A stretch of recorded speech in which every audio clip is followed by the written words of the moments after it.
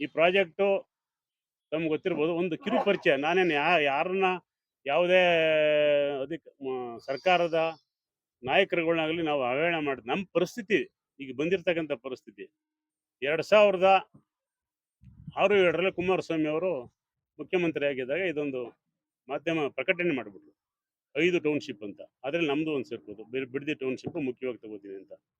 ನಾವು ಅದನ್ನೇನು ಕೇಳಿರಲಿಲ್ಲ ಅವ್ರನ್ನ. ಕುಮಾರಣ್ಣವರೇ, ಮಾನ್ಯ ಮುಖ್ಯಮಂತ್ರಿಗಳು, ನಿಮ್ಮನ್ನ ಮಾಜಿ ಮುಖ್ಯಮಂತ್ರಿಗಳನ್ನ ನಾವು ಟೌನ್ಶಿಪ್ ಮಾಡಿ ಅಂತ ಕೇಳಿರಲಿಲ್ಲ. ಆಕಸ್ಮಿಕವಾಗಿ ಅವರು ಅನೌನ್ಸ್ ಮಾಡಿಬಿಟ್ರು. ನೀವೇನಕ್ಕೆ ಅನೌನ್ಸ್ ಮಾಡಿದ್ರಿ ಅವತ್ತು ಆ 20 ವರ್ಷದಲ್ಲೇ? ಏನೋ ಅಭಿವೃದ್ಧಿ ಮಾಡಬೇಕು ಅಂತ ಅನೌನ್ಸ್ ಮಾಡಿರ್ಬೋದು. ಅನೌನ್ಸ್ ಮಾಡಿದಾಗ ಒಂದು ದೊಡ್ಡದಾದ ಒಂದು ಪ್ರತಿಭಟನೆ ನಡೀತು. ಅದಕ್ಕೆ ಸಾವಿರಾರು ಜನ ಸೇರಿದ್ರು, ಒಂದೇ ಪ್ರತಿಭಟನೆ ಮಾಡಿದ್ರು ಅಷ್ಟೇ, ಮಾಡಿಲ್ಲ. ನಂತರ ಯಾವ ಪ್ರತಿಭಟನೆ ಮಾಡಿಲ್ಲ. ಅದಕ್ಕೊಂದು 25 ಜನ ರೈತರನ್ನ ನೀವು ಬನ್ನಿ ನಿಮ್ಮ ಜೊತೆ ಚರ್ಚೆ ಮಾಡ್ತೀನಿ ಅಂತ ಆಹ್ವಾನ ಮಾಡಿದ್ರು. ನಾವು 25-30 ಜನ ಹೋಗಿದ್ದು. ಅವರು ಪರ ಅನ್ನೋರು ಅವತ್ತು ಒಂದು 25-30 ಜನ ಹೋಗಿದ್ರು. ಅಷ್ಟು ನಡೀತು. ಅಷ್ಟು ಚರ್ಚೆ ಆಯಿತು ಬೆಂಗಳೂರಲ್ಲಿ. ನಾವೇನು ಸಾವಿರಾರು ಜನ ತುಂಬ್ಕೊಂಡೋಗಿ ಈ ಥರ ಪ್ರತಿಭಟನೆ ಮಾಡಿಲ್ಲ. ಹೋಗಿದ್ದಾಗ ಅವರ ಅಭಿಪ್ರಾಯದಲ್ಲಿ ನಾವು ಒಳ್ಳೆ ಟೌನ್ಶಿಪ್ ಮಾಡ್ತೀವಿ, ಆ ಥರ ಈ ಥರ ಮಾಡ್ತೀವಿ ಅನ್ನೋ ಅಭಿಪ್ರಾಯ ಕೊಟ್ಟು, ನೋಡೋಣ ಮಾಡಿ, ನಿಮ್ಮ ಅಭಿಪ್ರಾಯ ಯಾವ ರೀತಿ ಇದೆ, ನಾನು ಅದಕ್ಕೊಂದು ಬುಕ್ಲೆಟ್ ಮಾಡ್ತೀನಿ, ಇದು ಅಭಿವೃದ್ಧಿ. ನಾವು ಅದನ್ನು ವಿರೋಧ ಮಾಡಿದ್ವು. ಇಲ್ಲ ಬೇಡ ಸರ್, ನಾವು ಇದ್ದಕ್ಕಿದ್ದಂಗೆ ನೀವು ಟೌನ್ಶಿಪ್ ಮಾಡಿದ್ರಿ ಅಂತ. ನಾನೇನು ಸುಳ್ಳು ಹೇಳ್ತಿಲ್ಲ, ಎಲ್ಲ ರೈತರ ಬಾಂಧವರು ಮಸ್ತಾಗಿದ್ರು, ಸುಮಾರು ಇದ್ರು. ಅಂದಮೇಲೆ ಇಲ್ಲ, ಒಳ್ಳೆ ಪ್ರಾಜೆಕ್ಟ್ ಮಾಡ್ತೀವಿ ಅಂತ. ಆಮೇಲೆ ಅದರಲ್ಲೆಲ್ಲ ಬೇರೆ ಬೇರೆ ಇದೆ, ಗ್ರಾಮ ತೆರವು ಮಾಡೋದು, ಏನೋ ಒಂದು ಬುಕ್ಲೆಟ್ ಕೊಡ್ರಿ ಅಂತ. ಆಯಿತು ಮಾಡಿ ಸರ್, ನೋಡೋಣ ನಿಮ್ಮ ಇದು ಯಾವುದು ಅಂತ ಹೇಳಿದ್ರು. ಅದಕ್ಕೆ ಅವ್ರೇನೋ ಒಂದು 15 ತಿಂಗಳಾದ್ಮೇಲೆ ಒಂದು ಬುಕ್ಲೆಟ್ ಹೊಡಿಸಿದ್ರು, ಈ ಟೌನ್ಶಿಪ್ ಸಂಬಂಧಪಟ್ಟಂಗೆ ಏನೇನು ಅಭಿವೃದ್ಧಿ ಮಾಡ್ತೀನಿ, ಅದರಲ್ಲೆಲ್ಲನೂ ಏನಾಗಿದೆ 8,000 ಅಡಿ 40-60 ರೇಷು, ಮತ್ತು ಎಲ್ಲ ಗ್ರಾಮನೂ ತೆರವು ಮಾಡ್ತೀನಿ, ಯಾವುದೇ ಹಳ್ಳಿ ಬಿಡಲ್ಲ, ಎಲ್ಲವನ್ನು ನಾನು ತೆಗಿತೀವಿ ಅನ್ನೋದೊಂದು ಮಾಡಿದ್ರು. ನಂತರ ನಾವು ಯಾವುದೇ ಸೆಕೆಂಡ್ ಪ್ರತಿಭಟನೆ ಮಾಡಲಿಲ್ಲ. ಒಂದು ಅವ್ರ ಬುಕ್ಲೆಟಲ್ಲಿ 8,000 ಅಡಿ ಇತ್ತು ಅಂದಾಗ, ಇದೇನು 8,000 ಅಡಿ ಕೊಟ್ಟಾರಲ್ಲ, ಒಂದು 50% ಕೊಟ್ಟಿಲ್ಲ, ಏನೂ ಮಾಡಿಲ್ಲ ಅನ್ನೋಕ್ಕೆ ಏನೋ ಚರ್ಚೆ ಆಗಿ ಒಂದು ಸಣ್ಣ ಪ್ರಮಾಣ ಚರ್ಚೆ ಆಯಿತು ಅಷ್ಟೇ. ಅಷ್ಟು ಬಿಟ್ಟರೆ ರೈತರ ಅಭಿಪ್ರಾಯದಲ್ಲಿ ಅವತ್ತೊಂದು ರೈತ ಹೋರಾಟ ಸಮಿತಿ ಅಂತ ಇತ್ತು. ಯಾರೋ ಹಿರಿಯ ನಾಯಕರುಗಳು, ಇಲ್ಲ ಒಂದು ಕೋರ್ಟ್ಗೆ ಒಂದು ಅರ್ಜಿ ಹಾಕೋಣ, ನೋಡೋಣ ಇದ್ರ ಬಗ್ಗೆ ಏನಾಯ್ತು ಅಂತ.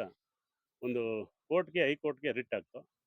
ಬಟ್ ರಿಟ್ಟಲ್ಲಿ ನಮಗೆ ಅಷ್ಟು ಸಪೋರ್ಟ್ ಕೊಟ್ಟಿಲ್ಲ ಜಡ್ಜು. ನಮ್ಮ ಫೈಲು ಅಂದರೆ ಅವರು ಅದನ್ನು ಇದಾಗೋರೆ, ಸರ್ಕಾರ ಮಾಡೋ ಕಾರ್ಯಕ್ರಮ ಕೊಡೋಕ್ಕಾಗಲ್ಲ, ನೀವು ಅಭಿವೃದ್ಧಿ ಪರವಾಗಿರ್ಬೇಕು ಅನ್ನೋದು. ಬಟ್ ಅದಕ್ಕೇನು ಸ್ಟೇ ಸಿಕ್ಕಿಲ್ಲ ಅಷ್ಟೇ.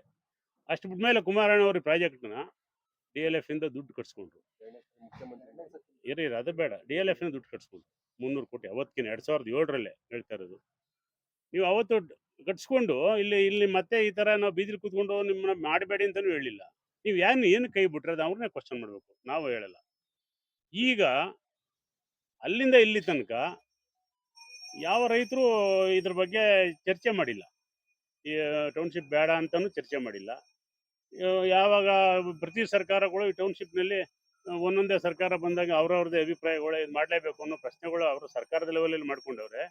ಬಟ್ ಇಲ್ಲಿ ರೈತರುಗಳು ಅದಕ್ಕೆ ವಿರುದ್ಧವಾಗಿ ಅಲ್ಲಿಂದ ಇಲ್ಲಿ ತನಕ ಪ್ರತಿಭಟನೆ ಮಾಡಿಲ್ಲ. ಮೊನ್ನೆ ಮಾಜಿ ಶಾಸಕ ಮಂಜುನಾಥ್ ಅವರು 2019ರಲ್ಲಿ 18ರಲ್ಲಿ ಶಾಸಕರಾದರು. ಮತ್ತೆ ಕುಮಾರಸ್ವಾಮಿ ಅವರು ಮುಖ್ಯಮಂತ್ರಿ ಆದರು. ನೀವು ಶಾಸಕರಾದಂಥವ್ರು ಯಾವತ್ತು ಇದಕ್ಕೆ ಸಂಬಂಧಪಟ್ಟಂಗೆ, ಈ ಟೌನ್ಶಿಪ್ಗೆ ಸಂಬಂಧಪಟ್ಟಂಗೆ ನೀವು ಮುಖ್ಯಮಂತ್ರಿ ಅವರು ಚರ್ಚೆ ಮಾಡಿದಿರಿ? ನಮ್ಮ ರೈತರು ಹೋಗಿದ್ದಾರೆ, ಅಲ್ಲಿ ಕೇಳಿದ್ದಾರೆ, ಟೌನ್ಶಿಪ್ಗೆ ಏನಾರು ಒಂದು ಕಾಯಕಲ್ಪ ಮಾಡಿ ಅಂತ. ನೀವು ಬೇಕು ಅಂತನೋ ಬೇಡ ಅಂತನೋ ನಿಮ್ಮ ಮುಖ್ಯಮಂತ್ರಿ ಅವ್ರದ್ದು ಏನು ಇದಕ್ಕೆ ಸಂಬಂಧಪಟ್ಟಂಗೆ ಹೋರಾಟ ಮಾಡಿದ್ರಿ? ದಯವಿಟ್ಟು ನೀವು ಕೊಡಿ ಅದನ್ನು, ನಿಮ್ಮ ಹೋರಾಟದ ಪ್ರತಿಫಲ ಕೊಡಿ. ನಾನು ಇಂಥ 2019ರಲ್ಲಿ 18ರಲ್ಲಿ ನಾನು ಕುಮಾರಸ್ವಾಮಿ ಅವರು 2ನೇ ಸಾರಿ ಮುಖ್ಯಮಂತ್ರಿ ಆದರು.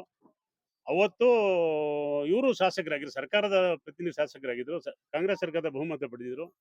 ನೀವು ಅವತ್ತೂ ಕೂಡ ಈ ಟೌನ್ಶಿಪ್ ಸಂಬಂಧಪಟ್ಟಂಗೆ ಅವತ್ತು 2006-7 ಮಾಡಿದಾಗ ಅವರು ಕೆಂಪು ವಲಯ ಅಂತ ಮಾಡದೆ ಹೋಗಿದ್ರೆ ನಮ್ಮ ಟೌನ್ಶಿಪ್ ಇಲ್ಲಿ ತನಕ ಚಾಲ್ತಿಲಿ ಇರ್ತಾನೆ ಇರಲಿಲ್ಲ. ಇದು ಯಾವತ್ತೂ ಡಿಡ್ ಆಗ್ಬಿಡೋದು, ಯಾವ ಸರ್ಕಾರನೂ ಇದು ಕೈ ಹಾಕ್ತಿರ್ಲಿಲ್ಲ. ನೀವು ಕೆಂಪು ವಲಯ ಅಂತ ಘೋಷಣೆ ಮಾಡಿಬಿಟ್ರಿ. ಕೆಂಪು ವಲಯ ಅಂತ ಅಂದರೆ ಯಾವುದೇ ಅಭಿವೃದ್ಧಿ ಆಗೋಂಗಿಲ್ಲ. Reserve for township. ನೀವು ಕೂಲಿ ಇದು ವ್ಯವಸಾಯ ಸೊಪ್ಪು ಸತೆ ಬೆಳ್ಕೊಂಡು ನೀವು ಜೀವನ ಮಾಡಬೇಕಷ್ಟಲ್ಲದೆ ನಿಮ್ಗೆ ಯಾವುದೇ ಅಭಿವೃದ್ಧಿ ಕೆರೆ ಆಗಲ್ಲ. ಅಭಿವೃದ್ಧಿ ಅಂದರೆ ಈಗ ಬೆಳೆದಂಗೆಲ್ಲ ನಾವು ಅಭಿವೃದ್ಧಿ ಅನ್ನೋ ಆಸೆ ನಮಗೂ ಇರ್ತದೆ ಅಲ್ವಾ? ಇಲ್ಲಿ ಯಾವ್ಯಾವ ಟೈಮ್ಗೆ ಯಾರು ಏನೇನು ಮಾಡ್ಕೋಬೇಕು ಅದನ್ನು ಮಾಡಲೇಬೇಕಾಗುತ್ತೆ. ನೀವು ಕೆಂಪು ವಲಯ ಅಂತ ಘೋಷಣೆ ಮಾಡಿ ಇದ್ರ ಬಗ್ಗೆ 2ನೇ ಸಾರಿ ಮುಖ್ಯಮಂತ್ರಿ ಆಗೋ ತನಕನೂ ಎಲ್ಲೂ ಪ್ರಸ್ತಾಪ ಮಾಡಿಲ್ಲ. ಮುಖ್ಯಮಂತ್ರಿ ಆದಾಗೂ ಕೂಡ ನೀವು ಚರ್ಚೆ ಮಾಡಿಲ್ಲ, ಶಾಸಕರಾದ ಮಂಜುನಾಥ್ ಅವರು ಚರ್ಚೆ ಮಾಡಿಲ್ಲ. ಆಯ್ತಲ್ವಾ? ಸರಿ, ಇದಕ್ಕೆ ನೀವು ಇದ್ದಕ್ಕಿದ್ದಂಗೆ ಯಾವತ್ತೂ ಚರ್ಚೆ ಮಾಡಿದ್ರು ಇದ್ದಕ್ಕಿದ್ದಂಗೆ ಇಂಥ ಒಂದು ಆ, ಅಸಭ್ಯವಾದ ಪದವನ್ನು ಬಳಸ್ಬೇಕಾರೆ ನಾವು ಯಾರು ಇಲ್ಲಿ ರೈತರು ಏಜೆಂಟ್ರುಗಳಿದ್ದೀವಿ. ನೀವು ಯಾವ ರೀತಿ ಆ ಪದವನ್ನು ಬಳಸಿದ್ರಿ? ಕುಮಾರಸ್ವಾಮಿ ಅವರು ಇದೇ ಬೈರಮಂಗಲದಲ್ಲಿ ಮೇಲೆ ಹೋಗ್ಬೇಕಾರೆ ಬೈರಮಂಗಲ ಸರ್ಕಲ್ ಇಲ್ಲಿ ರೈತರು ಅಡ್ಡ ಹಾಕ್ಯಾರ ಅವ್ರನ್ನ, ದಯವಿಟ್ಟು ಟೌನ್ಶಿಪ್ ಏನ್ ಮಾಡ್ತೀರಿ ಅಂತ. ನನ್ನ ಕನ್ಸು ಕೂಸು ಮಾಡ್ತೀನಿ ಅಂದವ್ರೆ. ಮತ್ತೆ ಇದು ಕಂಚಗಾಲನಿ ಸರ್ಕಲ್ ಅದನ್ನ ಹೇಳವ್ರೆ. ಮುಖ್ಯಮಂತ್ರಿ ಆಗಿದ್ದಾಗ, ಇಲ್ಲೇ ಪಾಸ್ ಆಗಿದ್ದಾಗ, ಎರಡನೇ ಸಾರಿ ಮುಖ್ಯಮಂತ್ರಿ ಆದಾಗ ನೀವು ಏನು ಮಾಡ್ದಂಗೆ ನೀವು ಡೆಲ್ಲಿಲಿ ಕೂತ್ಕೊಂಡು ರೈತರ ಸಭೆಯಲ್ಲಿ ಟಿವಿನಲ್ಲಿ ನಾನು 40% ಕೊಡ್ತಿದ್ದೆ ರೈತರಿಗೆ ಅಂತ ಹೊಡೆದ್ರೆ ಚಪ್ಪಾಳೆ ಹೊಡಿತೀರಿ. ಇವತ್ತು 50% ಕೊಡ್ತೀವಿ ಅಂತಂದ್ರೆ ನಿಮ್ಗೆ ವಿರೋಧ ಮಾಡ್ತೀರಿ. ಕುಮಾರಣ್ಣವ್ರು ಮಾಡಿದ್ರೆ ಮಾತ್ರ ಟೌನ್ಶಿಪ್ಪಾ? ಇವ್ರು ಮಾಡಿದ್ರೆ ಇಲ್ವಾ? ಅದಕ್ಕೆ ಇವ್ರು ಮಾಡಿದ್ರೆ ವಿರೋಧನಾ? ನೀವು ಅದನ್ನ ಚರ್ಚೆ ಮಾಡಿ. ನೀವು ಅಲ್ಲಿಂದ ಇಲ್ಲಿ ತನಕ ನಮ್ಮ ಈ ಮಟ್ಟಕ್ಕೆ ಟೌನ್ಶಿಪ್ ರಿಸರ್ವ್ ಫಾರ್ ಟೌನ್ಶಿಪ್ ಅಂತ ಇಟ್ಬಿಟ್ಟು ಇಲ್ಲಿ ಏನು ಅಭಿವೃದ್ಧಿ ಆಗಿದೆ. ನೀವು ಅವತ್ತು ಕೆಂಪು ವಲಯ ಅಂತ ಮಾಡದೆ ಹೋಗಿದ್ರೆ ಈ ಟೌನ್ಶಿಪ್ ಇಲ್ಲಿ ಗಂಟ ಪ್ರಗತಿಲಿ ಇರಲಿಲ್ಲ. ನಾವು ಯಾರು ಈ ರೈತರು ಈ ಬೀದಿ ಬಿದ್ದು ಹೋರಾಟ ಮಾಡಿ ಈ ರೀತಿ ಬಬ್ಬೆ ಹೊಡೆಯೋ ಅವಶ್ಯಕತೆ ಇರಲೇ ಇಲ್ಲ. ಆ ಕೆಂಪು ವಲಯ ಅನ್ನೋ ಒಂದೇ ಒಂದು ಉಳ್ಕೊಂಡದಕ್ಕೆ ಇವತ್ತು ನಮ್ಗೆ ಈ ಪರಿಸ್ಥಿತಿ ಬಂದಿದೆ. ಅದನ್ನ ಇವತ್ತು ಮುಂದುವರೆದ ಭಾಗವಾಗಿ ಈ ಸರ್ಕಾರ ಉತ್ತಮವಾದ ರೀತಿಯಲ್ಲಿ ನಾವು ಮಾಡ್ತೀವಿ, ಪ್ರಗತಿಯಲ್ಲಿ ಅತ್ಯಂತ ಉತ್ತಮವಾದ ಸಿಟಿ ಮಾಡ್ತೀವಿ, ಇದಕ್ಕೆ ಎಲ್ಲ ರೈತರಿಗೂ ಅನುಕೂಲವಾಗುವಂತ ಕಾರ್ಯಗತ ಮಾಡ್ತೀವಿ ಅಂತ ಸಾಕಷ್ಟು ಕಾರ್ಯಕ್ರಮವನ್ನ ಹಾಕೊಂಡು ಮಾಡ್ತೀವಿ ಅಂದಾಗ ನೀವು ನೀವು ಹೋರಾಟ ಮಾಡಿ. ಬೈಲ್ಮಲದಲ್ಲಿ ನೀವು ಯಾವತ್ತೂ 2 ತಿಂಗಳು ಒಂದ್ಸರಿ ರೈತರಲ್ಲಿ ಗಲಾಟೆ ಮಾಡ್ಕೊಂಡು ಕೂತಾರೆ. 2 ತಿಂಗಳಿಗೆ ಮಂದಿ ನೀವು ಇರೋ ತರ ಪೋಸ್ ಕೊಟ್ಬಿಟ್ಟು 10 ನಿಮಿಷ ಮಾತಾಡ್ಬಿಟ್ಟು ಭಾಷಣದಲ್ಲಿ ನೀವು ಹೇಳ್ಬಿಟ್ಟು ನಿಮ್ಮ ಹೋರಾಟ ಫಸ್ಟ್ ಹೇಳಿ, ಚರ್ಚೆಗೆ ಬನ್ನಿ. ನಾವು ಚರ್ಚೆಗೆ ರೆಡಿ ಇದ್ದೀವಿ. ನಮ್ಮನ್ನ ಯಾವ ರೀತಿ ಈ ಪದ ಬಳಸ್ತೀರಿ ಅಂತ ನೀವು ಬಂದ್ರೆ ನಾವು ರೆಡಿ ಇರ್ತೀವಿ. ನೀವು ಇಂಥ ಕೆಟ್ಟ ಪದವನ್ನು ಬಳಸ್ಬೇಕಾದ್ರೆ ನಾವು ಬಳಸ್ಬಿಡ್ಬೋದು, ಅದಕ್ಕೆ ಅರ್ಥ ಬರಲ್ಲ. ನೀವು ಬನ್ನಿ ಚರ್ಚೆಗೆ. ನಿಮ್ಮ ಹೋರಾಟ ಏನು? ನೀವು ಇಲ್ಲಿ ಕಷ್ಟಪಟ್ಟು ಓಡಾಡಿದ ರೈತರ ಜೊತೆ ನೀವು 10 ನಿಮಿಷ ಬಂದ್ಬಿಟ್ಟು ಹೀರೋಗಳಾಗ್ಬಿಟ್ಟು ಪೋಸ್ ಕೊಟ್ಬಿಟ್ರೆ ನಿಮ್ಮ ಹೋರಾಟಕ್ಕೆ ನಾವು ದಯವಿಟ್ಟು ಇದು ಸಂಬಂಧಪಟ್ಟಂಗೆ ನೀವು ಇಲ್ಲ ಕ್ಷಮೆ ಕೇಳಬೇಕು, ಇಲ್ಲ ಚರ್ಚೆಗೆ ಬರಬೇಕು. ಅದ್ರ ಜೊತೆಗೆ ಅವ್ರ ಕಾಲದಲ್ಲಿ ಇಲ್ಲಿ KIDBಗೆ ಅಂತ 1,000 ಎಕರೆ ಇದ್ರ ಡಿಲೀಟ್ ಮಾಡಿ ಕೊಟ್ಬಿಟ್ರು ಅವ್ರಿಗೆ. ಇಡೀ ಟೌನ್ಶಿಪ್ ವ್ಯಾಪ್ತಿಯಲ್ಲಿ ಕೆಂಪು ವಲಯದಲ್ಲಿ ಡಿಲೀಟ್ ಮಾಡಿಸಿದ್ರು. ನಮ್ದು ಡಿಲೀಟ್ ಮಾಡಿಸ್ಬಿಡ್ಬೇಕಲ್ಲ ಅವತ್ತು. ಅಲ್ಲ 88 ಲಕ್ಷಕ್ಕೆ ಕೊಟ್ರು. ನೀವು ಅವತ್ತು ಇರಿ ನೀವು ಅವತ್ತು ಏನ್ ಮಾಡಿದ್ರಿ? ರೈತರ ಪರವಾಗಿ ಎಲ್ಲಿ ನಿಂತಿದ್ದೀರಿ? ರೈತರ ಪರವಾಗಿ ಅವ್ರು ರೈತರಲ್ವ? 10 ಜನ ಆಗಲಿ 20 ಜನ ಆಗಲಿ ನಮ್ಮ ಏರಿಯಾದಲ್ಲಿ ಹೋಯ್ತು, 900 ಎಕರೆ ಹೋಯ್ತು. ಅವ್ರು ರೈತರಲ್ವಾ?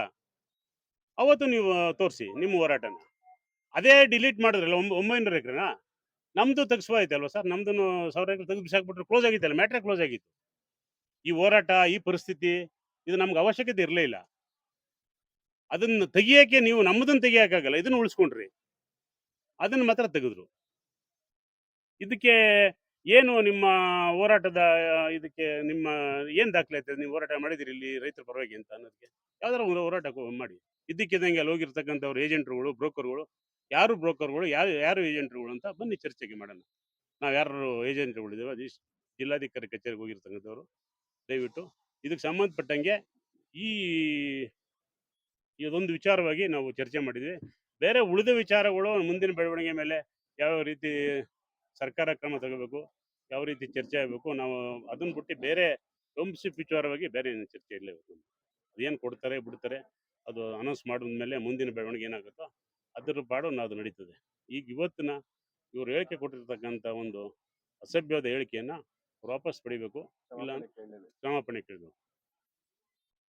2018ರಲ್ಲಿ ಅವರು